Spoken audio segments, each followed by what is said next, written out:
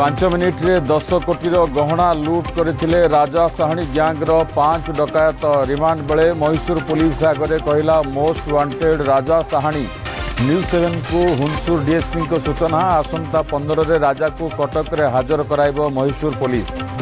ରାଜଧାନୀରେ ସିରିଜ୍ ଲୁଟ୍ ଗୋଟିଏ ରାତିରେ ପଟିଆରେ 3ଟି ମନ୍ଦିରରେ କଳାକନା ବୁଲାଇଲେ ଜଣେ ମହିଳାଙ୍କ ସମେତ 4 ଲୁଟେରା। ହୁଣ୍ଡି ଭାଙ୍ଗି ନେଇଗଲେ ଟଙ୍କା ଓ ଅଳଙ୍କାର।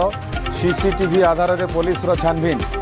ଆଜିଠୁ କ୍ୟାସଲେସ୍ ହେଲା ଟୋଲ୍ ଗେଟ୍। ପୂର୍ବରୁ ଫାସ୍ଟ୍ୟାଗ୍ ନଥିଲେ ଟୋଲ୍ ଫି ବାବଦକୁ ଦେବାକୁ ପଡ଼ୁଥିଲା 2 ଗୁଣା ଅର୍ଥ। କ୍ୟାସଲେସ୍ ପରେ ଅନଲାଇନ୍ରେ ପେମେଣ୍ଟ ପରେ ପାସ୍ କରିବେ ଟୋଲ୍ ଗେଟ୍। କାଲିଠୁ ସିଝିବ ଓଡ଼ିଶା। 4ରୁ 6 ଡିଗ୍ରୀ ବଢ଼ିବ ସର୍ବୋଚ୍ଚ ତାପମାତ୍ରା। କାଲି ପଶ୍ଚିମ ଓଡ଼ିଶା ତାପମାତ୍ରା ପାର କରିପାରେ 40 ଡିଗ୍ରୀ।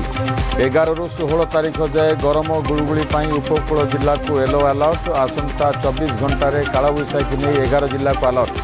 ଏବଂ କଟକରେ ଆରମ୍ଭ ହୋଇଛି ପ୍ରଥମ ଜାତୀୟ ଇଣ୍ଡୋର ରୋଇଂ ଚାମ୍ପିଅନସିପ୍। ସାରା ଦେଶରୁ 600 ପ୍ରତିଯୋଗୀ ସାମିଲ।